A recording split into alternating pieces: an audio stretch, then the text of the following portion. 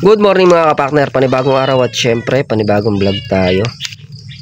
Yan, at dito na nga tayo sa bukid. Bali, yan nga, at bumili tayo ng lanet para dun sa upo, tapos racket para sa upo, sa sitaw. Kinumpleto natin yung gamot, nakatamsi.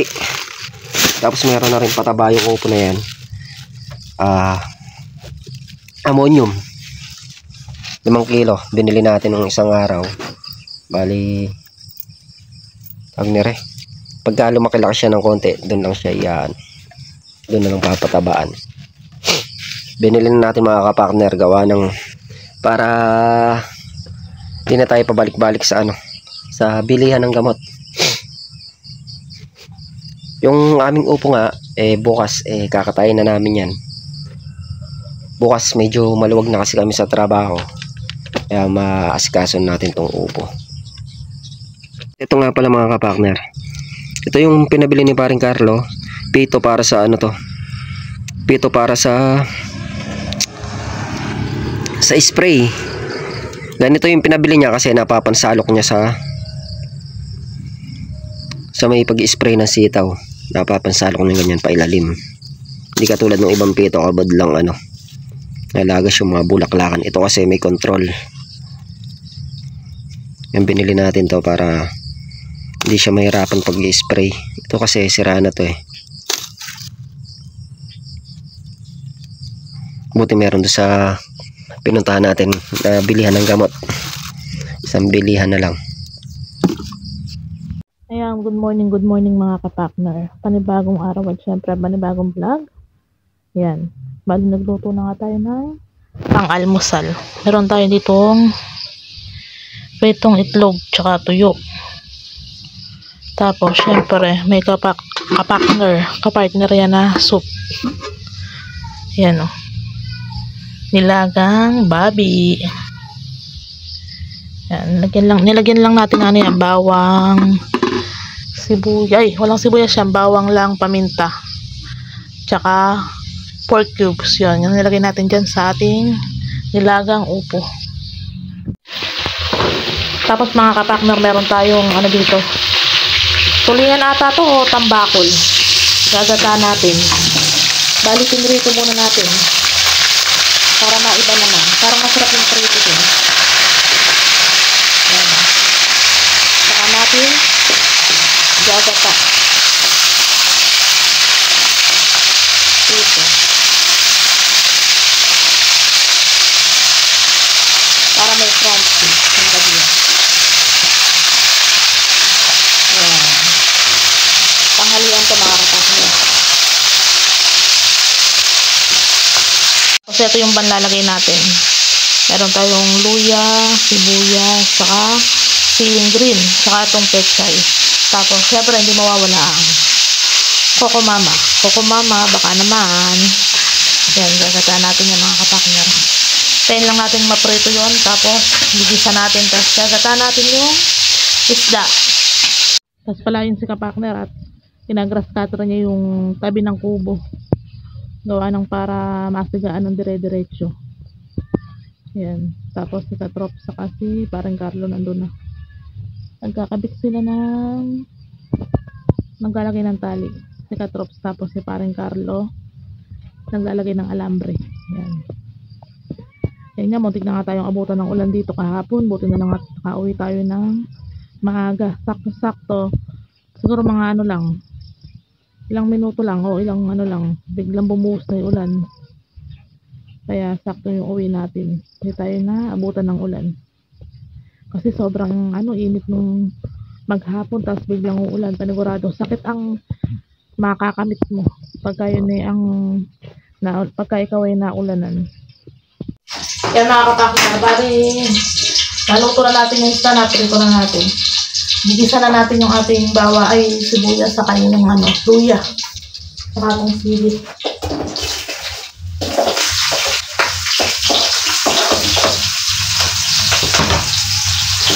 Dito lang sa may pinagprituhan natin.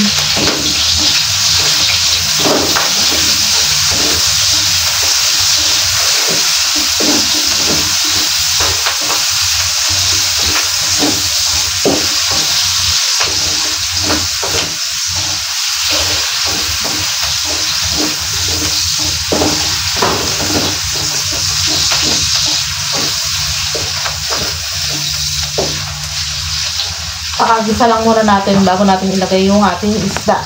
Yan, at gisang-gisa na nga yung ating sibuyas, luya, saka yung sili.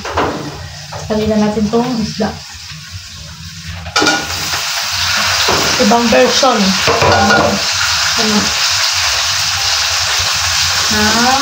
Ginata.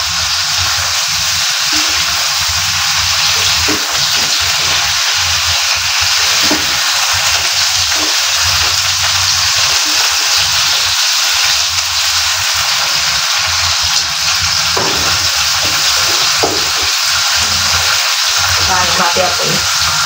Tapos lagay na yung ating gata. Lagyan natin gata mga kapatid. Tapos yung pechay natin, magasan natin mabuti. Yan, syempre sasaidin natin tong laman ng kokomama.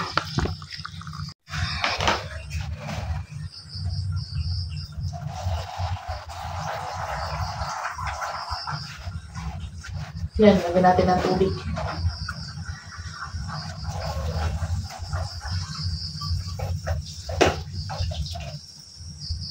Yan.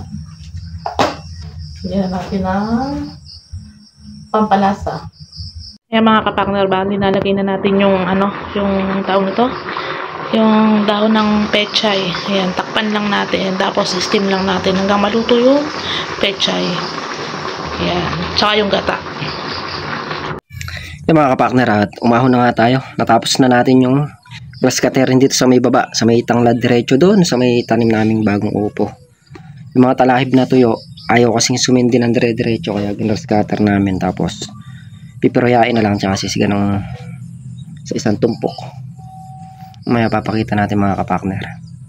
Malinis na. Susunod ko naman gagawin yung sa may papaya dito. Yan, medyo madamo na. Grass cutterin natin. Hindi kasi in-spray ng yan kasi mamamatay yung papaya. Kung naka-spray lang din sa may kalamansi. Grass cutterin natin. Nagas pa naman tayo dito. Yan, mga paligid-ligid. Paligid-ligid kapag nakayari na tayo sa mga trabaho dito. Lahat yan mga kapakner, iikutan natin. Unti-untiin natin linisin. Tapos mabakalan na lang ng kahit papaya man lang. Sa may taron doon, pag nabakalan ng papaya kasi yun, maliit pa lang yung talahib, mapapatay mo na, hindi nalalaos. Kaya maganda doon kahit papaya lang. Pagdating kumapal kasi yung talahib, kahirap din patayin. Kahit sunugin mo pa, pag susulpot, mabubuhay na naman. Andun yung dalawa, naghuhulit, tsaka nagtatali. May hulipin kaming upo. Ay, nandito, tinatanim na. Habang nagtatanim sila, ako naman grass cutter ko na yung mga paligid. Dahil bukas, ngayong araw matatapos namin yan Dahil bukas, focus na kami lahat dito sa balag. Kakatayin na tong balag. Kaya mga kapakner, at nakaluto na nga tayo. Muntik na naman natin hindi mabidyohan. Nakakawala sa isip natin. Yan, luto na yung ating ginataang tulingan.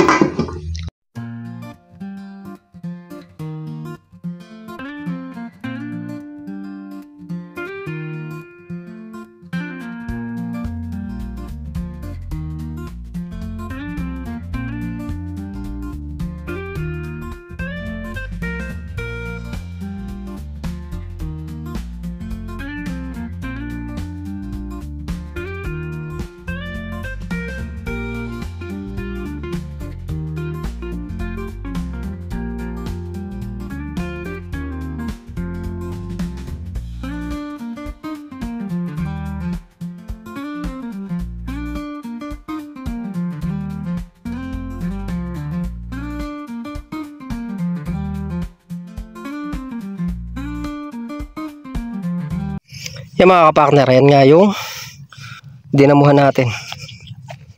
Yung papaya, tsaka yung may tanglad, tapos yung gilid ng sitaw. Sabay trim na ng kalamansi. Bukas mga kapakner, sisimulan namin itong balag. Tapos na kami doon sa balag.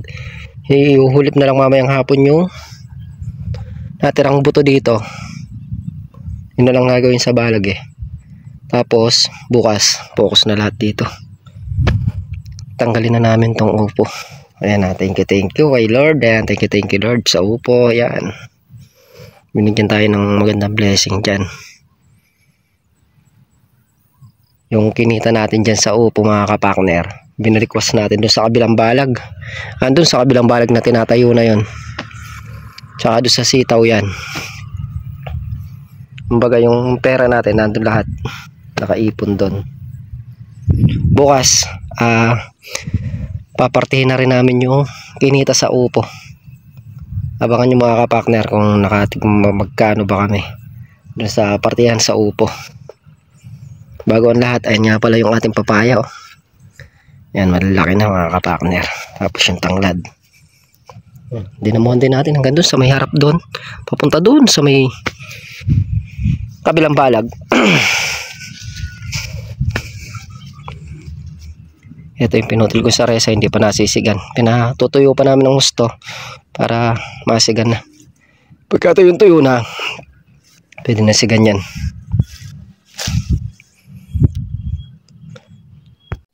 Yung mga kapartner, bali yung balag nga pala namin na to, babaklisin namin yan. Ang matitira lang dyan eh yung may tanim na sitaw, yun lang ang matitira dyan. Pero itong mga walang tanim na to, babaklasin na yan.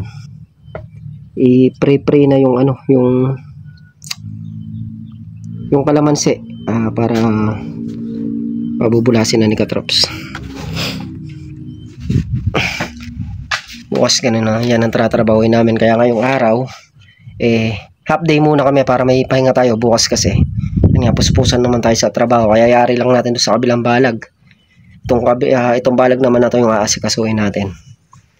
Kaya nagpasya muna kami na mag half day. Yun yung pinakapahinga natin ngayong araw, half day. Tapos bukas puspusan ulit sa trabaho. Siguro hanggang 2 araw, 3 days. Baka matapos namin tong balag na to. Basta ang maiwan lang dyan yung may sitaw. Lilipat na uli yung balag na yan siguro doon sa dulo mga kapartner. Yung bakanting lote doon baka ilipat namin para hindi tayo maputulan ng tanim. Kasi pagka naputulan tayo ng tanim, nakakahinayang, wala na naman tayong kita. Kaya kailangan dire-diretso yung aming tanim. Wala nang paggagamitan yung balag na yan, pwede naman ilipat doon. Tsaka nung nagpaalam naman tayo kay Sir John, sinabi naman na basta doon sa bakante, sa mga bakante doon pwede naman tumanim. Wag lang muna dito sa kalamansi, kasi itong kalamansi na to puro kalamansi na lang talaga yan. Pupuruhin na yan, mabubungahin na rin yan Pero yung mga bakante doon okay lang naman kala Sir John na tamnan. Yung mga kapartner, yung grass cutter natin, naubusan lang tayong gas kaya hindi na grass cutter yung iba. Pero bukas bibili tayo ng gas. Tapos pag wala na tayong gayong ginagawa, ikutan natin yung paligid. Ayan na yung tanglad. Ayan, malalaki na sila. Madamo na yung mga kapartner. Grass cutter na lang natin para luminis ulit. Tapos yung papaya, ayan nga yung mga papaya. Medyo malalaki na rin. Hanggang doon sa may dulo na yan, yung mga talahib na tuyo na yun. Doon, yung grass cutter ko hanggang doon sa may malapit sa tubo. Paunti-unti, mayayari din natin yan. Ito na yung papaya.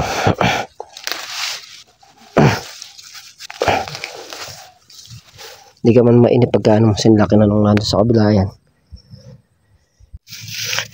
Ito nga pala mga kapartner yung sitaw natin dito sa dulo. Bali bukas nga pag binaklas yan, matitira lang itong may mga sitaw diretso, pero lahat ng balag na yan tanggal na. Yan ang ititira namin. Pagkatapos ng sitaw, tanggal na rin yung balag na yan. May mga bunga na siya mga kapartner yan. Lalo na sa dulo doon, marami ng bunga. Kaya lang hindi tayo nagpunta doon gawa ng sobrang init. Kami pauwi na rin. Ang bilis lang nila. 1 buwan pa lang mahigit yan. 1 buwan at 10 araw. Naglalaglag na sila.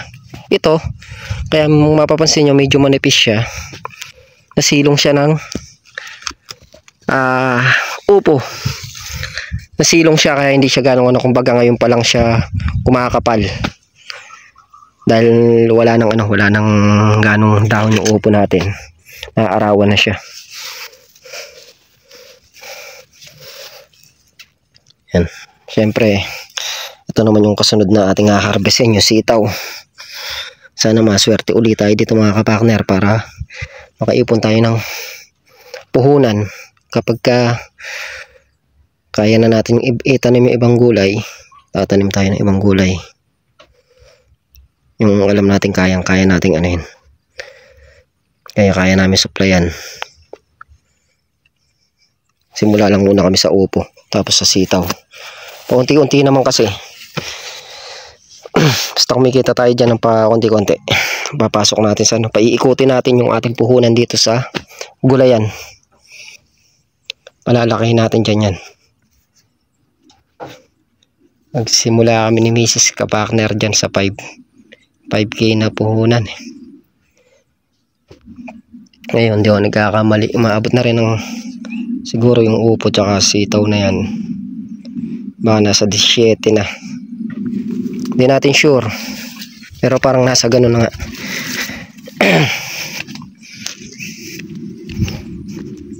Palalaguin natin ng gusto dyan yan. Yan, gandang tinitingnan, no? Linis. Pati yung papaya. Yung mga kapakner, at pauwi na nga kami. Yan, bibidyohan lang natin yung natrabaho natin kanina dito. Ayan, yung tuyo na yan. Yung na-scatter natin. Natitira talahib na yun. Yun, naubusan tayo ng gas dun. Kapraso na lang eh. Yan. Tira ka pa talaga na eh. Kapraso na lang yan. Masisila pa na ng diretso yan.